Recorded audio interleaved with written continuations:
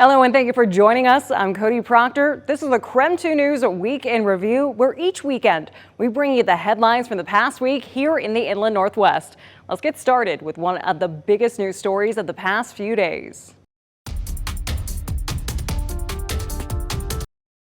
Well, for many refugees and immigrants here in Spokane that I talked to at this watch party today say this was a moment about building trust. And the leaders at this event today say these new laws are a step forward, but they're not necessarily the finish line.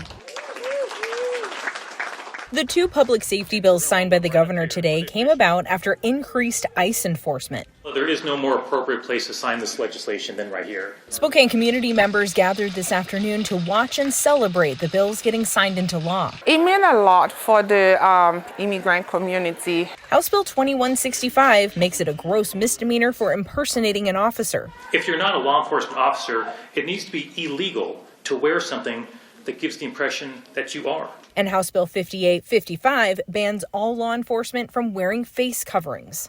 Be able to see the people's face can build trust, because sometimes you don't know who's taking you, you don't know when they are taking you because you can't see their face. During the ceremony, a senator brought up reports in January of Spokane police officers wearing face coverings at a demonstration downtown. Again, it further reinstated and supported why this law needed to apply to everyone, not just federal, but local and state law enforcement officials. And at the time, Chief Kevin Hall apologized, saying it was a mistake to have plainclothes officers at the demonstration wearing masks. The president of Nuestros Raíces says she has met with SPD since and is optimistic about moving forward. There has to be a trust between our law enforcement and the community. That's what I got out of that conversation, and I felt it was genuine. Now, the Spokane Office of Police Ombuds confirmed with me that they haven't received any complaints against SPD for officers wearing face coverings in the past, but it has seen occasional complaints about officers not providing their name or badge number when asked. In Spokane, Amanda Rowley, KREM 2 News. Back in the 1950s, I-90 right here behind me cut through thousands of homes in the East Central neighborhood, dividing it for decades. Pretty soon, neighbors in East Central will hear more than just cars next to Liberty Park. A new project recently announced by the Washington Department of Transportation aims to reconnect the neighborhood after it was divided in the 1950s by I-90. It gets a little frustrating. I used to work from home, and if I wanted to go to Sonnenberg's on a break, I'd have to go through and worry about having to beat traffic coming off of the the 2nd Avenue exit. Matt Van Blaricom says having this freeway dividing his neighborhood is an inconvenience. Honestly, if it makes it easier to get across, it is something I would probably use more often. So if like I said, I walk usually around this park area with my dogs because it's right there. It's convenient. I don't have to worry about traffic. If I'm working with the land bridge, I can just go over and I don't have to worry about getting my dogs across the street again when I see people coming speeding off of that 2nd Avenue exit. Other neighbors I spoke with, like Donna Myers, it would be easier to get on from one side to the other. Also supports the project, saying at the end of the day, it would make it safer for her family and the community who rely on walking or public transportation. Because my kids get on the bus to go to school and stuff, so it'd be easier for them to just walk down to Spare Egg instead of going to have to walk down to Freya and over, and so. The new $8 million pedestrian-focused land bridge not only connects both sides of the East Central neighborhood, but also extends trails like the Ben Burr Trail for the community to enjoy. The project is only in its pre-design phase as of right now. A WSDOT spokesperson tells KREM 2 they are looking for neighbors in the area to join a community design collaborative. It's a paid position to ensure community interests and lived experiences are incorporated throughout the project's planning and design processes. WSDOT says construction won't start here at Liberty Park until at least 2028. Applications for the community design collaborative are due by March 23rd. WSDOT says that this project is separate from the North Spokane Corridor project. In Spokane, Christian Garza, KREM 2 News. Kratom has been sold in Idaho for over 2 decades, and there's an estimated 24 million Kratom users in the United States. Strong words from Chris Dotis in support of the sale of Kratom in Idaho. He sells it out of his Meridian-based store, Happy Hippo, and uses it regularly. He testified in front of lawmakers this week as they're considering passing House Bill 864 which would ban the sale of kratom, a substance he says he's taken for a long time. And I've been a kratom consumer for 20 years. Kratom is a psychoactive drug made from the leaves of an evergreen tree native to Southeast Asia. It's available at many tobacco shops and gas stations in Washington state and Idaho. The DEA reports at low doses it can act as a stimulant, and at high doses it can act as a sedative that can lead to psychotic symptoms. The drug, while legal, is not regulated under the FDA, and in fact, the agency advises folks avoid it because of its risks of addiction and overdose. The Idaho Department of Health and Welfare reports 83 people died of a kratom overdose from 2020 to 2024. The Bonneville County Coroner Shante Sanchez spoke on 6 kratom deaths that were reported there in the last 18 months. Here in our county, the youngest death that we have seen so far was only 19 years old. The oldest death that we've seen with a contributing factor of kratom was 42. The banning of kratom sales is already taking place in other areas in the inland Northwest. The city of Spokane and Spokane Valley recently agreed to ban the sale of kratom in both its cities. Spokane Council President Betsy Wilkerson spoke before Valley City Council members, saying more needs to be done to regulate the drug, and right now, a ban is the safest option. To me, this is a community safety issue, especially for our children. Lawmakers in Idaho will continue hearing testimony on the bill this week. Connor McAvoy, KREM 2 News. As we go to break, here's a check of your weekend forecast.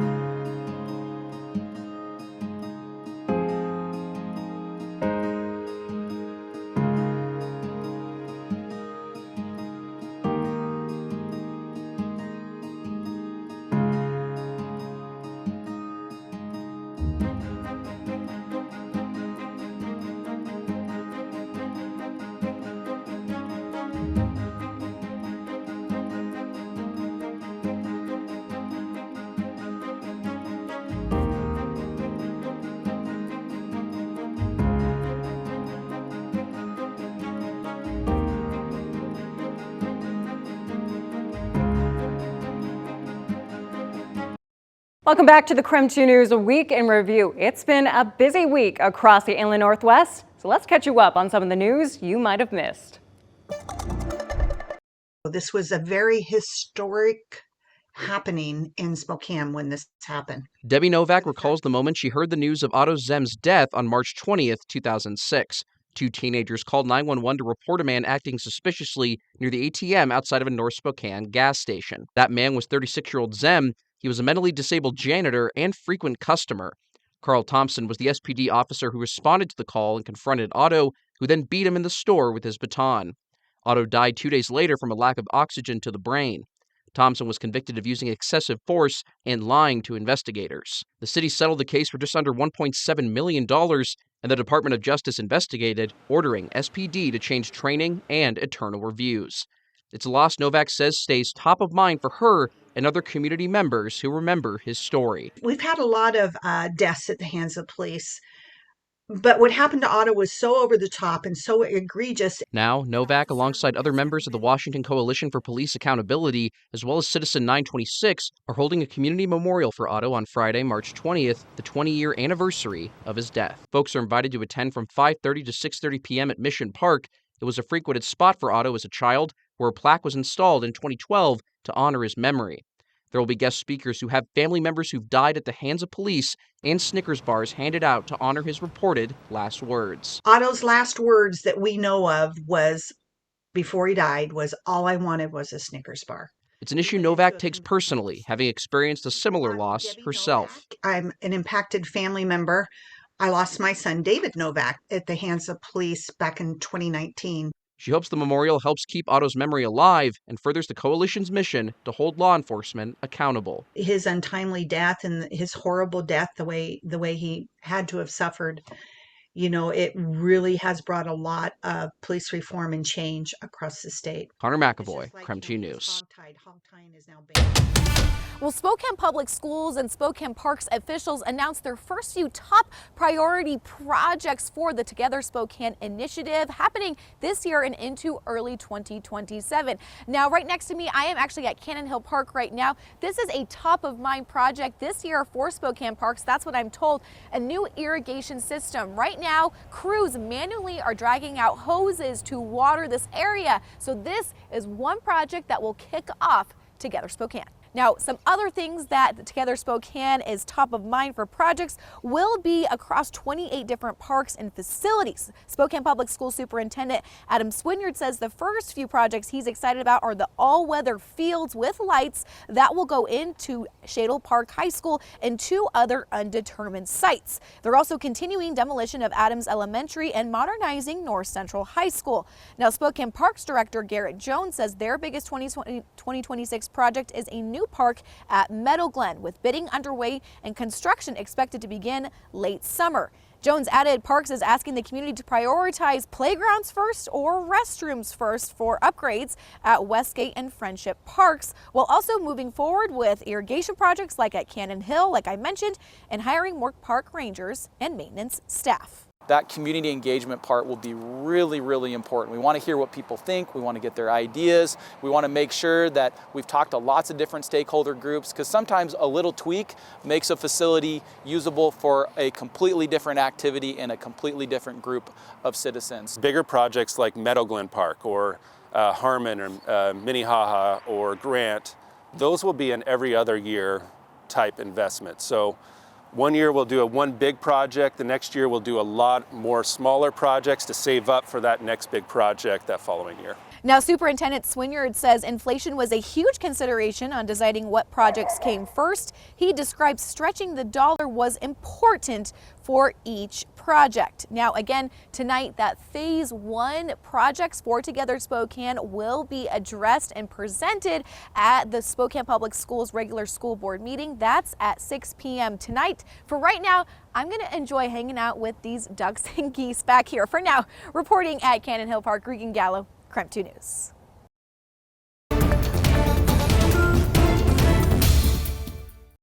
Thanks for joining KREM 2 News this weekend. I'm Cody Proctor. Right now, we're taking a look back at some of the news stories from the past week in this edition of the KREM 2 News Week in Review. Consumers in Seattle are paying as much as $125 at the pump, while others are just trying to get by. This is too much. Ben and Dorsha in Seattle hope $1.65 is enough to get them nearly 90 miles south to Chehalis, but not before making stops along the way to find cheaper prices. We're risking it. And that's worth it? Yeah, for us. It's a better gas deal. Yeah, you know? From what we have here in Seattle. And this was the totals from last week. If you drive north of the city and buy 8 gallons of gas at about $45, the Point convenience store is offering a free hot dog, bottle of water, and a bag of candy. But June Hansen says the free M&Ms have ran out. We don't want to lose any business. We know gas prices are high and we can't control that, but we can control keeping our customers. If you're filling up in the Seattle area, you're paying more than anyone else in the state. As Hansen prepares to continue the deal into Easter, AAA says the national average price for a gallon of regular gas is topping off at $3.84. $5.07 for diesel. Washington is seeing averages over $5, about $1 more than a month ago. Western Washington is seeing the worst of it, while the east side of the state is noticeably cheaper. Experts blame the war in Iran and expect it to drive up the cost of air travel. Alaska Airlines CEO says when fuel prices climb, so do ticket prices. To offset higher fuel, Alaska may need about a 10% increase in revenue, equaling roughly another $20 for a $200 ticket, according to the CEO who spoke at the JP Morgan Industrials Conference Tuesday. We're kind of worried. With gas prices climbing, consumers like Dorsha and Ben are looking at what to cut from their budgets. This is too much for like ordinary people. In Seattle, Alex McClune, King 5 News. The The original Wallingford stand on Northeast 45th Street is where Dick's all began, founded in 1954 by military veteran Dick Spady, who set out to answer the question, how can you make money at 19 cents? Could he run a successful business by charging just 19 cents a burger? It was a logical question. His drive-ins went on to become a Puget Sound staple, even during the pandemic when some staffing issues came to light. And $10 change, hold on. You know, we are short-staffed and it has been hard on the crew, but we are making it work as best as possible.